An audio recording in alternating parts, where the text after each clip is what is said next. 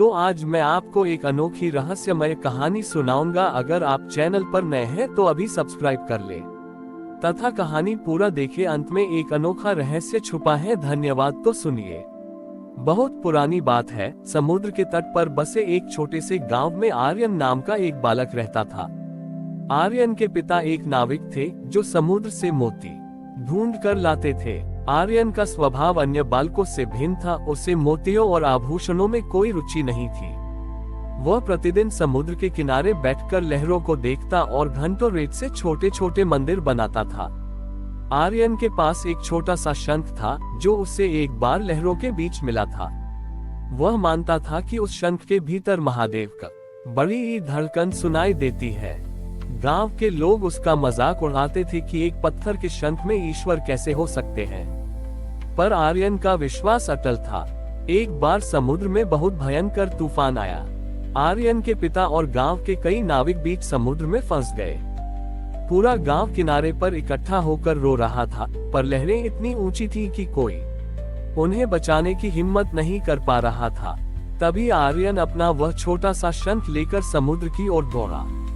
लोगों ने उसे रोकना चाहा, पर वह नहीं रुका। आर्यन समुद्र की लहरों के सामने खड़ा हो गया और उसने अपने शंख को अपने सीने से लगा लिया। उसने महादेव से प्रार्थना नहीं की, बल्कि उसने केवल मौन धारण कर लिया। उसने सोचा कि यदि महादेव इस शंख में हैं, तो वे लहरों के भीतर भी होंगे।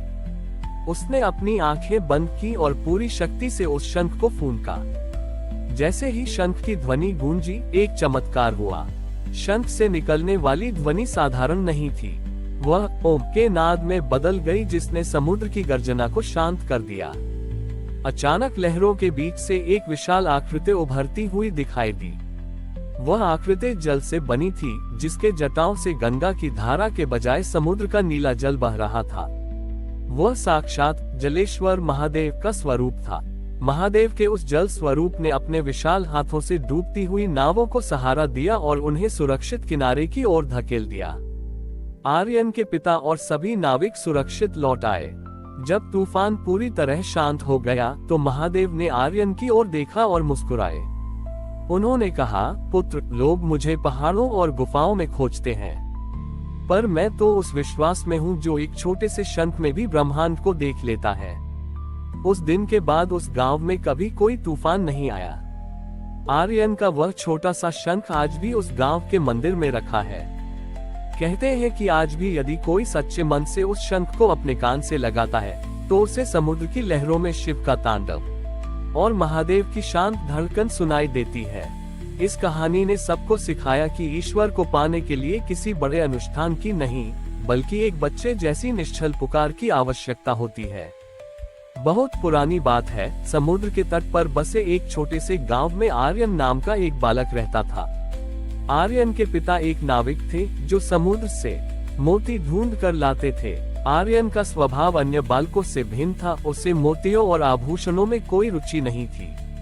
वह प्रतिदिन समुद्र के किनारे बैठकर लहरों को देखता और घंटों रेत से छोटे छोटे मंदिर बनाता था। आर्यन के पास एक छोटा सा शंख था जो उसे एक बार लहरों के बीच मिला था। वह मानता था कि उस शंख के भीतर महादेव की धड़कन सुनाई देती है।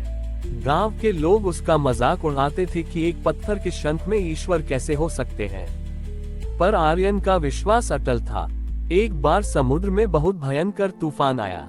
आर्यन के पिता और गांव के कई नाविक बीच समुद्र में फंस गए। पूरा गांव किनारे पर इकट्ठा होकर रो रहा था, पर लहरें इतनी ऊंची थी कि कोई उन्हें बचाने की हिम्मत नहीं कर पा रहा था। तभी आर्यन अपना वह छोटा सा शंख लेकर समुद्र की ओर दौड़ा। लोगों ने उसे रोकना चाहा, पर वह नहीं रुका। आर्यन समुद्र की लहरों के सामने खड़ा हो गया और उसने अपने शंख को अपने सीने से लगा लिया। उसने महादेव से प्रार्थना नहीं की, बल्कि उसने केवल मौन धारण कर लिया। उसने सोचा कि यदि महादेव इस शंख में हैं, तो वे लहरों के भीतर भी होंगे। उसने अपनी आंखें बंद की और पूरी शक्ति से उस शंख को फूंका। जैसे ही शंख की ध्वनि गूंजी, एक चमत्कार हुआ। शंख से निकलने वाली ध्वनि साधारण नहीं थी, वह ओम के नाद में बदल गई, जिसने समुद्र की गर्जना को शांत कर दिया। अचानक लहरों के बीच से एक विशाल आकृति उभरती हुई दिखाई दी। वह आकृति जल से बनी थी, जिसके जटाओं से गंगा की धारा के बजाय समुद्र का नीला जल बह रहा था। वह साक्षात जलेश्वर महादेव का स्वरूप था। महादेव के उस जल स्वरूप ने अपने विशाल हाथों से डूबती हुई नावों को सहारा दिया और उन्हें सुरक्षित किनारे की ओर धकेल दिया। आर्यन के पिता और सभी नाविक सुरक्षित लौट आए।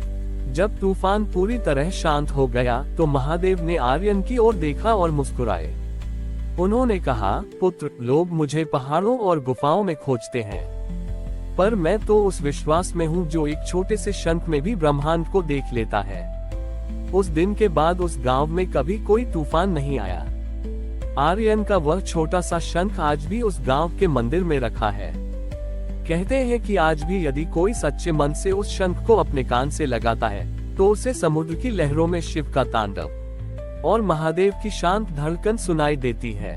इस कहानी ने सबको सिखाया कि ईश्वर को पाने के लिए किसी बड़े अनुष्ठान की नहीं, बल्कि एक बच्चे जैसी निश्चल पुकार की आवश्यकता होती है। हमारी और भी आध्यात्मिक एवं अनोखी कहानियां देखने के लिए हमारे चैनल पर जाएं तथा धार्मिक एवं पौराणिक अनोखी कहानियां हमारे चैनल पर है।